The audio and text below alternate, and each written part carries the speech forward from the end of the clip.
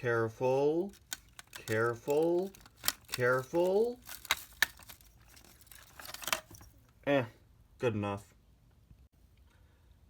Hello everybody, and welcome back to another episode of 25 Days of Suggestions 2023. We have already made it through a week of December, because today is December 7th, which means it's time for the 7th review of 25 Days of Suggestions, which is, of course, this guy right here, Topper Deckington III, as suggested by Zach Wheeler. Thank you so much for your suggestion, as always. Now, when I think of Cars 2 background characters, Topper Deckington here is usually one of the first ones that comes to my mind. In my Finn McMissile review a few days back, I was talking about how he was one of the first Cars 2 diecasts I ever got. Pretty sure Topper here was the second one ever. I was talking about how my dad went to a grocery store and found Finn McMissile. Later that night, he had to go back to the store, and he picked me up Topper Deckington III here, which, you know, is just super cool that this year, in the first week, we've reviewed my first and second Cars 2 releases. And Topper Deckington here is, in my opinion, just one of the most iconic background characters in the Cars series. I feel like he's instantly recognizable to Cars fans and also non-Cars fans. People recognize this guy right here as sort of a symbol of Cars 2. Maybe not non-Cars fans, but, you know, if you see this guy, you know, yeah, Bus in Cars 2, which is ironic because this guy didn't have a line. It's debated where he appeared in the movie since there are a ton of London buses.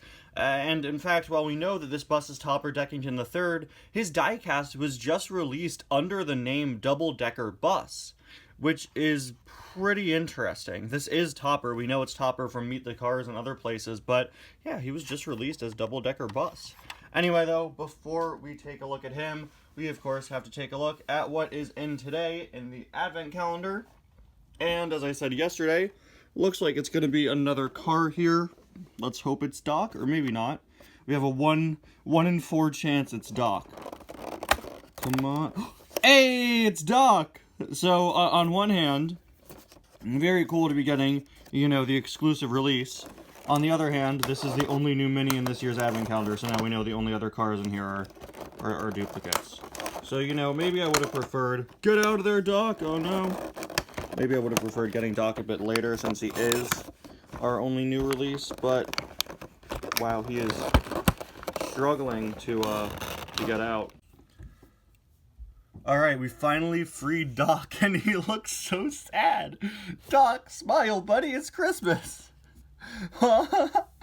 So, this is our first Doc mini racer in 5 years. We haven't gotten one since we got the metallic Fabulous Hudson Hornet all the way back in 2018, I believe. And this guy looks really good. As with all of the other Advent calendar exclusives, he's sort of a pseudo version of his regular Christmas variant, of course, Decked Out Doc from Mater Saves Christmas, but with some slight alterations, of course. Most notably, they never make new molds for the Advent calendar minis. An actual, like, full-out Decked Out Doc would, of course, need the hat molded on, as well as the wreath here, hanging off his grill. But as you can see, since, again, they never do new molds for these calendars, which is fine, but, you know, that's just kind of the system they have.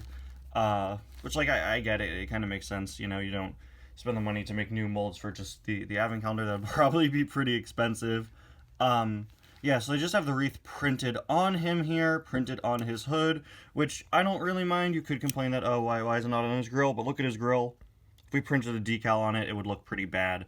What I do like, though, is that, as is typical with all the other holiday cars, he does have this white, sort of glossy, snowy base, not unlike the 155 scale ice racers.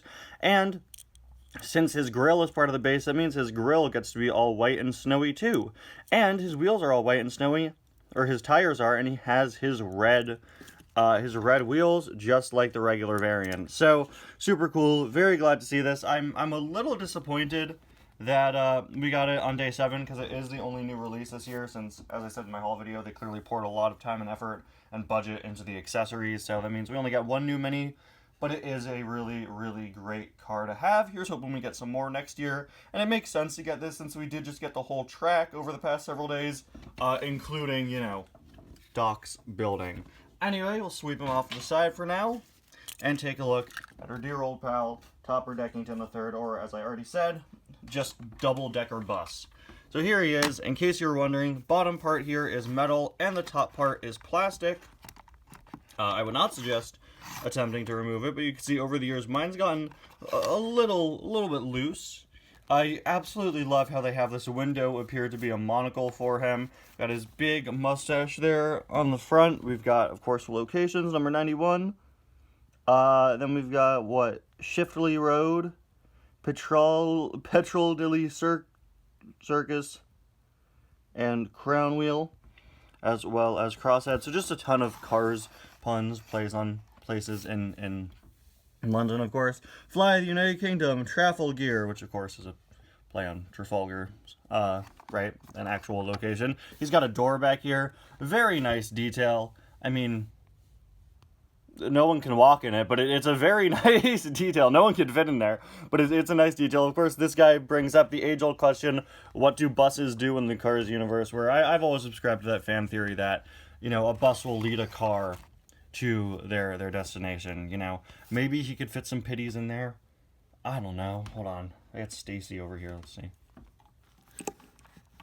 No, he can't. Okay, so number 91 with the same locations there. On the back, guess what? It's the same locations, just without the 91. I really love this little ad down here for touring tires, as you can see. Crikey, they're ace. Just, you know, just give us all the British stereotypes. The monocle, the big mustache, the phrase, crikey, they're ace. Alright, Disney.